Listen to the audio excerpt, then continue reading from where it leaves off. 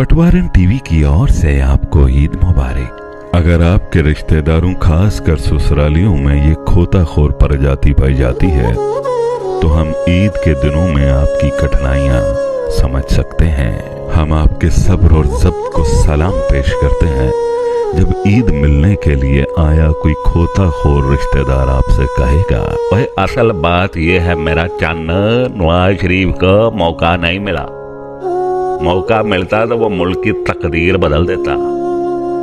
हम जानते हैं ये सुनते ही आपका पारा बहुत चढ़ जाएगा, आपको गुस्सा बहुत आएगा और आपका मन करेगा मैं अभी इसका गला दबा दूं, परंतु आप कुछ कर नहीं पाएंगे।